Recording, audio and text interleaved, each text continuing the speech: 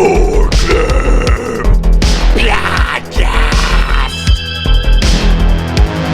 This is the Gore Club Podcast with Steve Vessell, Ace, and Deathmetal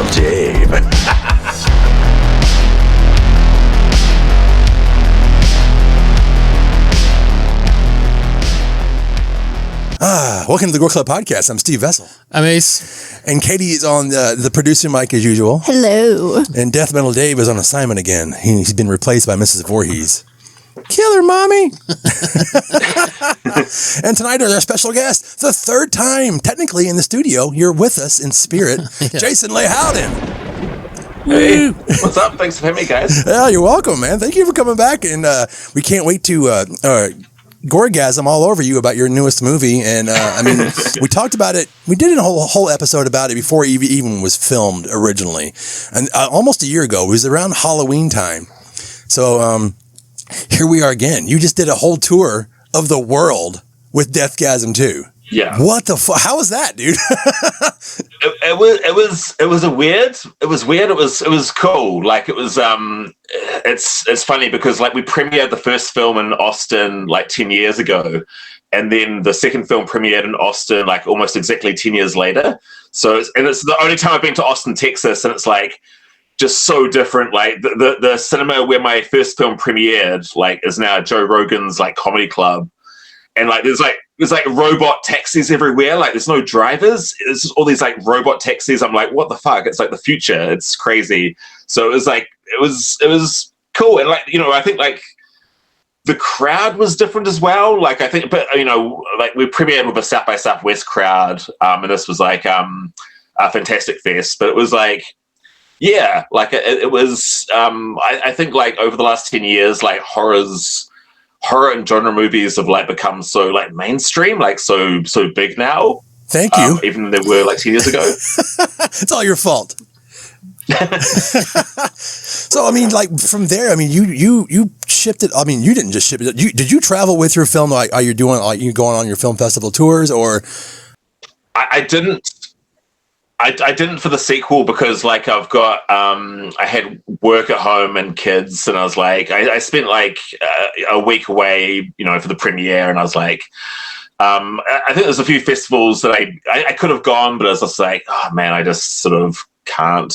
And like there was but you know, which sucked. Like for the first film we went to like, you know, just 30 different festivals all around the world, and like but it was like me and my wife had quit our jobs and we were just like living out of suitcases. So, you know, we had like the freedom to do that. Yeah. I mean, you could just hop on a 12-hour flight to America anytime. I mean, that's pretty easy, right? and then get like cavity search for 2 hours when you land. Yeah, it's totally easy to get in here now. I don't know what the big deal is. Yeah. It's like, you're on this list. That's another thing we could go on and on about, like the change and how in the climate in this country since the last time you were with DEATHGASM, and now you're with DEATHGASM 2. Oh my gosh, yeah. Anyway, it was still lovely.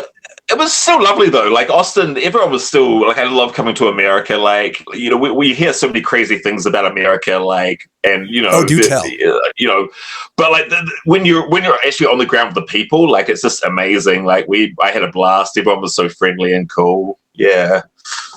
Yeah, Austin's like the hipstery part of Texas. It's not. Yeah, maybe it's not that's the why. like root 'em shoot 'em cowboy part as much. Yeah, actually, now you say that, like no one had like a Texan accent. I met like one guy with a Texan accent. Like I think everyone else in Austin was from somewhere else. That's funny. It's like welcome to Texas. What? Are you serious? It's like I didn't hear a single y'all the entire time I was there. Like, I know. It was disappointing. Oh my God! So let's dig into this DEATHGASM 2 Gore-MAGEDDON. So I wrote a little spiel because I'm trying to make sense because I mean obviously we haven't seen the movie and we've just watched that trailer way too many times, which. Thank you. So I wrote this fucking spiel. I actually had to have Katie like kind of edit it. I was like, does this sound stupid? I mean, it needs to sound stupid, but just make kind of sense of it. So it goes like this. So the spells/music that they accidentally used in the first film that almost brought the end of the world, which they almost died saving, only to do it again in this film too, in the words of the immortal Blues Brothers, get the band back together. So now they will have to almost die saving the world again, only this time they did it on purpose. Exactly. Yep. That's it in a nutshell. I mean, and I think that's one of the things with like, you know, the lead, the Brody, the protagonist is like, he's very stupid. He's like not a smart guy. Like he's not a smart protagonist, and it's like he makes the same mistake again. And you know, I kind of like protagonists like that personally. I like sort of like people like Ash from The Evil Dead, who like, you know, they're a bit of a sort of a dumbass, but like they're kind of fun to watch. You know, like a sort of a lovable sort of dingus. So here we are again. God damn it, Milo. Yeah. By the way, that's the most metal name ever. Milo, is his name Crowthorne? And he doesn't like, I remember you saying he's not like necessarily a metalhead, and you were kind of like ingrained in them into the metal scene and music and all that stuff when you were doing the first film. But goddamn, what a name. Milo reminds me, thinks of like the Descendants, and then you got Crowthorne. Yeah. Like, that's the star of the movie. How rad is that? So let's talk about how you got everybody back together, like literally got the band back together. I mean, you had told us originally on the last episode of when you were here with us, last episode, like, you know, last week. Yeah, like a year ago. But I mean, and correct me if I'm wrong, but you said you watched Terrifier in the theater, and you were like, or maybe wherever you watched it at, and you were like, well, fuck, I can do this again. It definitely helped. Like, I mean, I was trying to get it going before that, but like we had a few sort of false starts, and it just sort of like fizzled out with like financing and stuff. But I think like after Terrifier 2 had that amazing Kickstarter, and like, you know, I think like it was a great way for us to sort of like say, you know, there is an appetite for, you know, like horror that isn't that is a bit more out there, like a bit more like splattery, a bit more like crazy, you know, because I mean there's always going to be a market for like the A24, you know, elevated horror stuff, you know, the stuff that wins awards, but like I you know, it shows that there's still a market for that sort of like grindhousey, like, you know, the sort of horror that you go and watch in a slimy like theater, or you like watch on VHS, you know. Oh yeah. Which is sort of like where I, you know, that's sort of like the you know, the part of like the genre where I dwell the most. I was gonna say that's where your soul is, buddy. Yeah. Yeah. Not to say that like, you know, I love elevated horror, but like it's I just love like straight to VHS like crazy bullshit as well. Right. I mean, we Katie and I went and saw the Terrifier 3 on the big screen in front of a huge crowd, and we're like, this is allowed now. This is so weird because, you know, I mean, as you did too, we grew up in the edited 80s. I know. I was rewatching what was I rewatching? Probably Friday the 13th Part 7. You're like, where the fuck are all the kills? Yeah. It was not in like Leatherface, like Chess Massacre 3. Yeah. Like, oh my god, it's like there's almost like no gore in it. No, it's insane. Yeah, we brought that up a couple of times in the podcast. Yeah, you have to get the unedited version and the director's cut version and the Japanese Laserdisc version just to see anything in some of those old movies, man. It's like, yeah, late 80s, early 90s. It was actually Jason Goes to Hell, I just remembered. And I was like, I was watching like the tent kill, and I was like, wait, that didn't go like that. And I had to like track down, I had to go and buy like the unrated version, because I was like, I thought I was going crazy. I brought that up on here back in October. I was talking about that because I accidentally watched the R-rated version of Jason Goes to Hell, and I was like, "What?" I was like, "Where's all the murder?" I was like, "That was like the tent." Sounds so sad. I was just like the tent and everything. I was like, I told my buddy, I was like, "Just wait, man, this part in the tent coming up, it's awesome." And then like it just cut away, and I was like, "Oh shit, this is the R-rated version. I've never seen this." It's that wouldn't even get an R these days. That like seriously, like it's be hard to explain to like people growing up now, like what it was like back then, the censorship. Like I watched Commando on TV when I was a kid, and it was like 50 minutes long. They like just cut everything out. Yeah, no, call my star, man. Oh my god, when you just throw on those saw blades and chopping people's the tops of their heads off and all that. I didn't see any of that. So we got to talk about, like, I mean, let's just dig into like some of the best things that we love about the first film, and then Ace and I are like, this has got to be in this new one. Yeah, music. Yeah, the freaking soundtrack. Yeah, the thing, like when I was watching the trailer, the thing I was clocking the most was all the like band shirts and stuff. I was like, oh, there's Skinless, there's Suffocation. Like I saw the flyer on the wall. Yeah. I was like, oh, look at that. And then like I was like, oh, he's got the Fuck Me Jesus shirt on. Like that's yeah. So, I mean, Matt, from Trivium. From Trivium. So, you guys, he helped you with the first film, correct? A little bit? Did he do a couple of... They helped us in so much as I think like I think it was after like a song, but like we couldn't make it happen because of the record company. But like they did send us a box full of like t-shirts and posters, and so that's like you watch the first film and there's lots of trivia and like we got comments from people saying like, oh my god, like it's like product placement Trivium, but it was like no, these guys were really cool and they gave us free shit, you know. Yeah, like, you're not doing like a Wayne's World where like wearing a Pepsi outfit, being like it's just wrong. But like low budget filmmaking, you just need you know, if you can get something for free, you just take it and put it in the film, you know. So like, but yeah, like for the second film, he came on board to like compose the film, did an amazing job with the score. He also has a cameo as well. Oh, awesome, nice. Yeah, he's got a huge following. Just on like that dude streams every day. Like whether he's just playing guitar. Like if you watch his streams, it's just him sitting there, and he has two other like little like windows on his thing, and it's just him and his hands and his guitar, and he's just talking, and he'll be like, it's wild. It's like it's such a different personality type. Like I just could not. Like I can't even when my phone rings, I'm like I'm just not even going to answer it. Like I'm like one of those like always like online, always sort of interact. I just don't know how people can do that. It's crazy. Yeah, I saw there was a lot of Metal Blade record stuff in there, and like T-shirts and stuff. And I was like is like in a Black Roses type way because they did the Black Roses soundtrack, and I was like that'd be awesome if they'd also did the Deathgasm 2 soundtrack. It'd be in good company together. Yeah, is the soundtrack going to be released separately, or are we going to get a soundtrack with the Blu-ray one day? I don't know. Yeah, there's going to be a vinyl. I hope there's definitely going to be a vinyl, CD, tape, and I think there'll be like a digital like version as well. Because we didn't have a digital download version for the first film, and like I actually had to go to a pirated site just to pirate my own soundtrack because I only have it on vinyl. Yeah, I'm okay. When I watched the trailer, now I know who did the cinematography on the first film, but you have a whole new gang. You have your own, but you put your own band together for this one. I'm guessing because like the budget is much smaller, or other people have just so many other things to do. Because I mean, the crew on that first film is phenomenal. They're just their credits for everybody who worked on that first film. So this one is just as extensive, but the cinematographer, it looks fucking awesome, man. Yeah. What's his name? Is it Jeremy? Go ahead. Jeremy Rezchik, I think? Yeah. Rezliff? Yeah, he made it look awesome. Sorry, Jeremy, if you're listening to this. Jesus. Ratzliff. I think his last name is Ratzliff. Or he'll send me an email like, fuck you. Yeah, like it was, he did an amazing job. Like it was funny because on the first Deathgasm, I was like the young, like everyone was older than me. So I was like the young guy on set, like the young director. Right. And for Deathgasm 2, I was like the old man. Like Jeremy's like in his like 20s. The first AD was like early mid 20s. Like everyone, they just like these kids. And I was like, oh my God, I'm like the old dude on set now. No, you're like the old dude at the metal club being like, you kids don't understand. Yeah.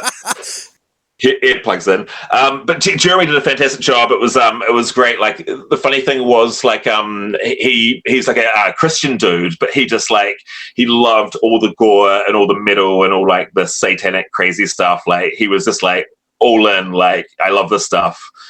Even though he's like, you know, full on Christian.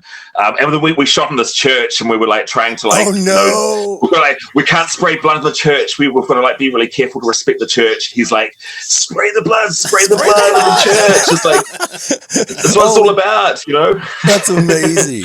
Yeah, that sounds like what Robert Rodriguez filmed, I guess, Once Upon a Time in Mexico. They did that whole church scene and they had to do everything digitally because you can't desecrate the church. And he was like, well, we kind of did. Yeah. I mean, the Bible's pretty metal, honestly, with some of those moments. They're like beheading people, slaughtering stuff. Like that's Old Testament. We don't want to go there. Oh, God. Yeah. Dude, Catholic churches are metal as hell. Not good, but like, they're still pretty. The iconography and everything's crazy. We drink blood every week. I mean, goddamn. Yeah. Holy fuck, man. I'm going to dig into the special effects team you had on this. I just looked up a lot of the credits because, this is what we do. We were freaking nerds. They're just combined is insane. How the hell did you get those people together? Was it Patrick Baxter? Is Patrick Baxter? Was he a bastard? Patrick Baxter. Yeah. And amazing dude. Like, and Jason Deathridge as well. Like they're both like these old school guys. They worked with like George Romero and like all these people, and like so every day I'm just sitting down like while they're doing makeup and just like they're just like telling all these crazy stories about these films they've worked on. And I mean, some of these people worked on Star Trek and all the Resident Evil films. I mean, Audrey Barrett worked on like Psycho Gorman and like Umbrella Academy. That's insane. Yeah. It was so cool. Like those guys did such a great job. Like you know, that's always like the you know the thing when you're on. You have to keep reminding people when you're on set. Like it's all about the gore. It's all about the makeup. You know, like everyone's like. You know, you get people saying like, "Oh, we can't spray blood on this because you know we can't put blood on that." I'm like, "No, just blood everywhere." You know. Yeah, that's what I like about this. I know it's going to be. I know it's a smaller budget because we saw it being crowdfunded, but I like that you were like, "Yes, but this much is going towards the exploding heads." yeah. This much is going towards the gut munching because in this movie, it reminds me of Return of the Living Dead. It's like where they eat the brains and feel better and get like more intelligent, but in this movie, it's all about the guts. Is that intentional? Yeah, all about it. It is. Like, I think we went for like an intentional, well, you know, I think I went for an intentional, like referencing stuff like, specifically like, Return of the Living Dead a lot, but also like full moon movies like Reanimator. Yeah. Like the soundtrack's very like, a lot of people might not pick up on it, but it's very, very like full moon. Richard Band. Nice. Yeah, exactly. You know, it's which was fun. I think that, like those movies, especially like when you think of like horror comedy, like I always think of like Return of the Living Dead and Reanimator, and like the way that they sort of juggle like the horror and the comedy is so pitch perfect. Yeah. Now I went through the credits, and I got to ask a question. Who is the man with the incredibly small penis? That is in the credits. Very, very good friend of mine, Josh Viola. Yeah, very, very good friend of mine. He was a producer on the film, and we're actually working together on like a DEATHGASM game and comic at the moment. Oh, so he's like helping produce. So we're doing like it's like a 16-bit sort of like Sega Mega Drive like platformer. You'd be like Brody Medina or Zach, and you like pick up stuff like guitars or axes or like dildos and just beat up demons. It's gonna be great. But yeah, Josh is. Those are the best kind of games. The story behind Josh's credit is the man with the incredibly small penis. Yeah, that's his credit. Yeah, that's a cameo that he did in the film, which you know, it makes sense in context. Oh, I'm sure it does. I'm sure it absolutely does. But he was a really good sport. Like, it's amazing how many people just like put up with my bullshit on this. Like, we're just like every time we got to set, like they're reading out what we're going to do for that day, and everyone's just sort of like looking around, like, "What the hell is this?" And I'm like, "I can't believe you guys are actually working on this. This is crazy." Like, yeah. I was going to say, whoever did the fake puke on his face in the trailer there, was absolutely disgusting. I appreciate that. Yeah. That was a fun day. The owners of like we were like shooting in this like sort of derelict house that was upstairs from this shop, and the people in the shop let us use it, and the fake vomit and blood started leaking down through the floorboards into the shop. Like, you guys have got like, what are you doing up there? Like, you can't. What are you doing? Nothing. I'm slopping fucking vomit everywhere, blood. Yeah, blood and vomit. Well, going back to the soundtrack and stuff, I saw that on this one. I guess you got some newer bands on the soundtrack, which was like you got the Sanguishugabog was on there, which is God. I've seen them play here in town before, and then Frozen Soul, Havoc, Skinless again, and then Gore. You got Gore on there, which is pretty awesome. Yeah. Oh, dude, I got to write some lines for Gore, so I was like, Nice. that was like probably my career highlight is writing lines for Gore to say in my film. Like it's I've been such a massive fan of theirs since the 90s, and I'm just it's like I just you know, those guys are so awesome, and the cameo they do in the film's great. But how do you say Sasquinabog? Sanguishugabog. Sangus Sugarbog. I can never say that. I just point to Ace when I need to say it. I'm like, hey, what are they called again? Sing with Sugarbug. But I'm probably saying it wrong now. Awesome. I don't even know. That's how I thought I've heard him say it like that once. Oh my god. Yeah. Those guys are awesome, and Frozen Soul as well. Like, there's I sort of like, when I got into metal, it was like death metal specifically. It was like bands like Cannibal Corpse and Morbid Angel and Obituary. So like, there's been a massive death metal resurgence over the last few years. Just all these like new death metal bands coming out, and it was cool to like get a few of those on the soundtrack. Yeah, I was going to say that Frozen Soul's from Texas. I thought maybe they may have been like at the premiere or something at Austin, but no, we should have hooked that up actually. They should have played like the before. Like, this is what you're in for. Yeah. No, what do they do? What do they use that song for? This is crazy. So I want to go back to the cast a little bit, because this is something that's always bothered me when it comes to sequels and franchises and whatever, is that you got technically the final girl back.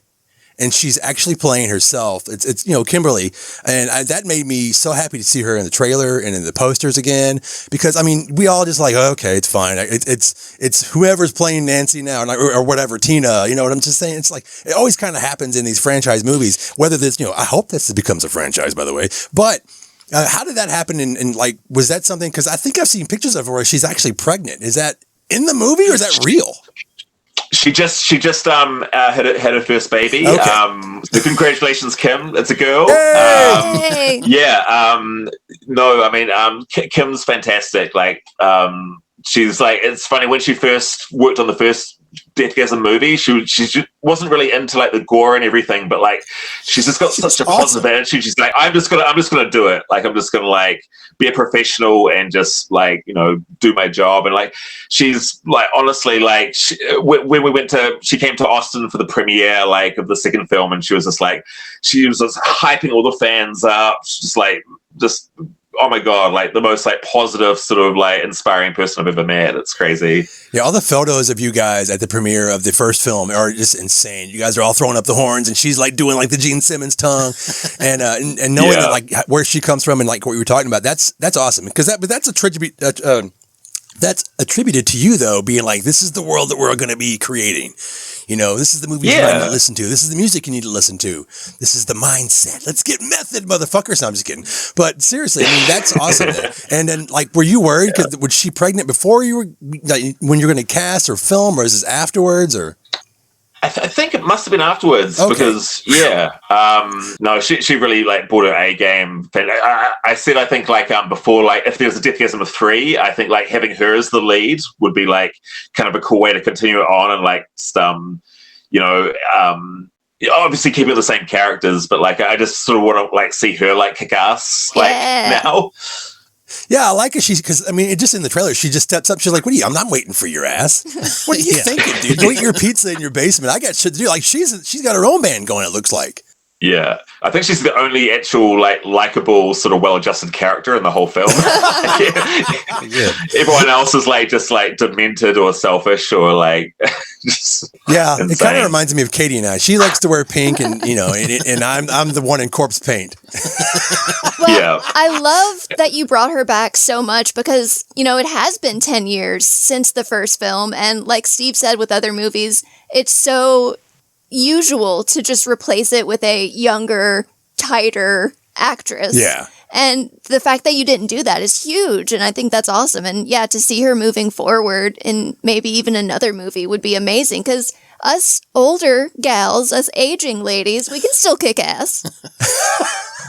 Totally, yeah. No, I totally agree. And I mean, I don't think that I would have actually made the sequel if we didn't get like all the 5 cast, main cast members back. Like, I just don't think it would have worked at all. Like, I think like we were sort of touch and go with some of the contracts, like because a few of the guys had moved on to different like careers, and like so I'm gonna like have a holiday from my office job and come work on this crazy like gore film. We shot it in Canada as well, so they had to like fly over to Saskatchewan, Canada. Oh shit! To like shoot this thing, and so it was like a bit crazy, but I just wouldn't have shot it without those guys. Like, honestly, like they were sort of, I sort of like mainly wanted to do a sequel just so I could hang out with them again, really. You bought your friends. Yeah. Yeah. It would have been difficult. I mean, like, if you couldn't have gotten James back to play Zach, that'd have been like, what the fuck? Like, that's the kind of a big deal. I mean, sure, you could cover him with prosthetic or whatever. Yeah, you don't want to do a Back to the Future 2 on him and like just No fucking Crispin Glover. no Crispin Glover there. Yeah, man. I mean, it's great. I mean, so that was they were just kind of like easier to get this time because you're like, this is what I want. Or were their agents were like, you really should do this movie, or like, no, let's move on. Because if they had moved on with other careers, how hard was it to get them back?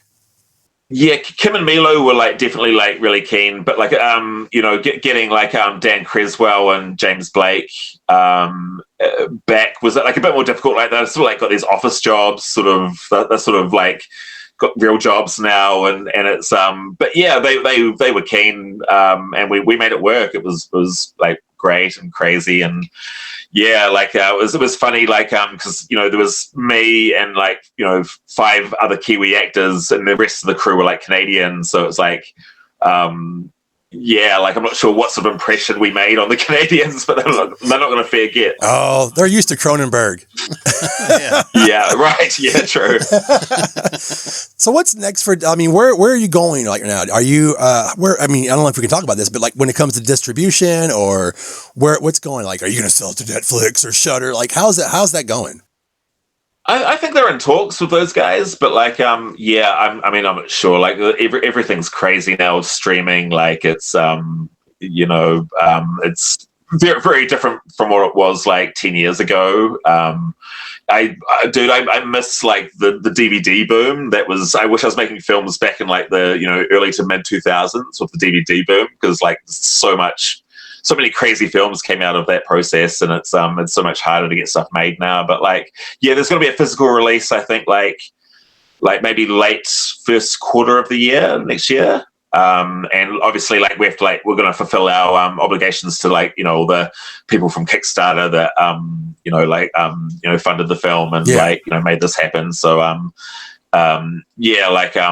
not sure about streaming. Like I know the first one was on Netflix for a bit in some territories, but like, yeah, it's crazy. You got to do you got to go like the boutique Blu-ray route with like Severin and Vinegar Syndrome, and put out like a $50 Blu-ray, the coffee table with like all the special features, like 5 discs, like.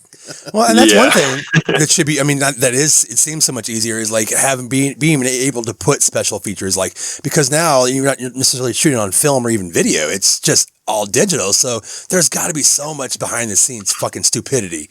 I want to see it. Yeah. That's the thing about streaming that really pisses me off. Like I loved like DVDs and Blu-ray being able to like go on the special features, and like that's when I was like at film school I was watching like the Peter Jackson Lord of the Rings special features. That was how I was learning how to like make films. And you don't get that with like streaming. Yeah. Well, speaking of, I forgot you talked about Lord of the Rings. I forgot who did the visual effects on this movie. On DEATHGASM 2? Yeah. Yeah, I did some of them. I know you did. Yeah. I like there's a dramatic pause. Yeah. Yeah, it was split between like a New Zealand.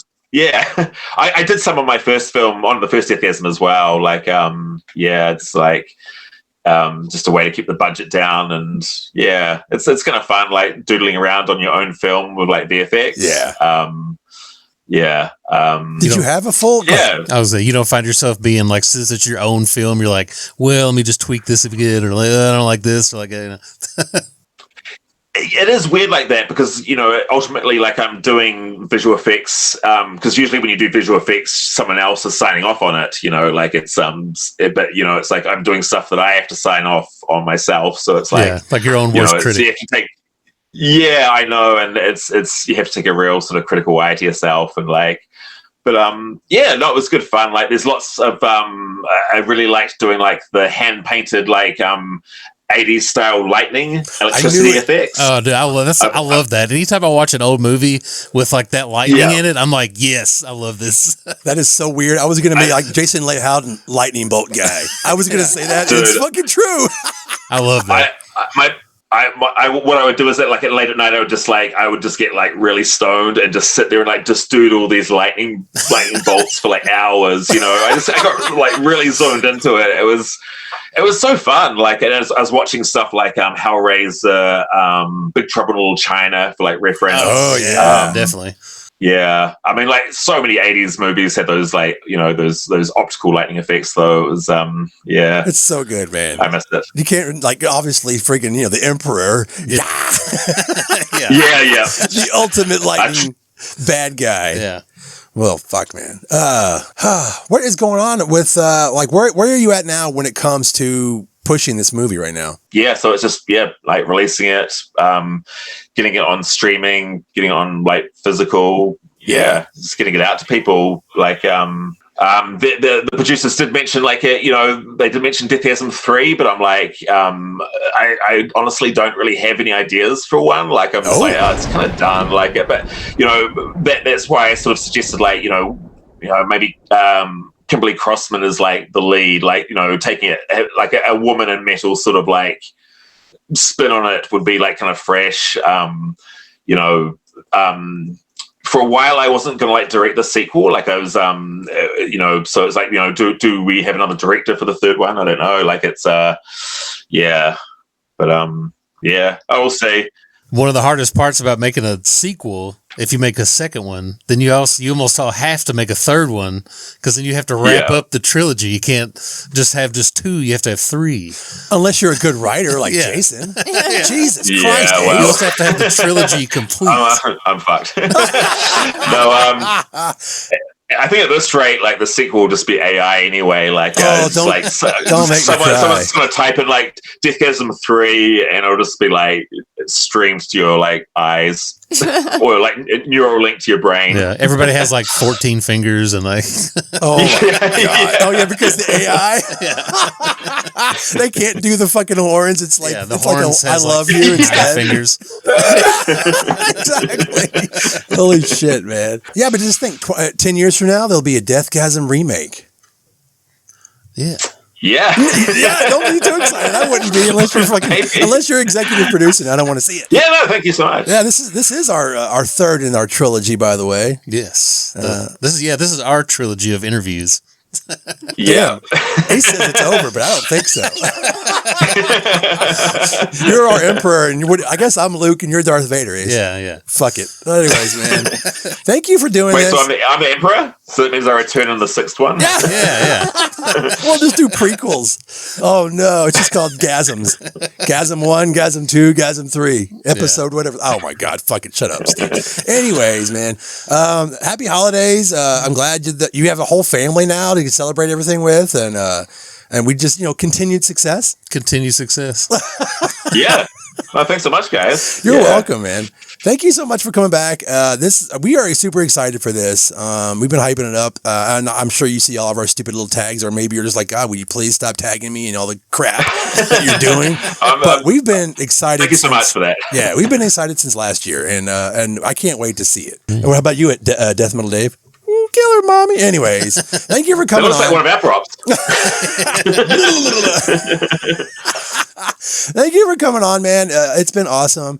And giving our little bitty podcast a little shining, you put a smile on our faces. We're in 47 countries, but that doesn't say that each country only has one person watching us. Yeah. But thank you so much. Ace, is there anything you would like to say to the master of splatter? Looking forward to seeing the movie. Looking forward to hearing some of the tunes on there. Yeah. It looks like it's going to be a good time. Love the gore. Just can't wait to see it, man. It looks awesome. Yeah. Awesome. Thanks so much, guys. Yeah. No, I think you guys will dig it. Yeah. This is the end of our gasm. Yes. Good night, everybody. Yeah. Good night. Watch where you're watching us and listen to you watching, listening, all that crap. Bye. Dave's not here. I can't do all the editing. Bye. Gore.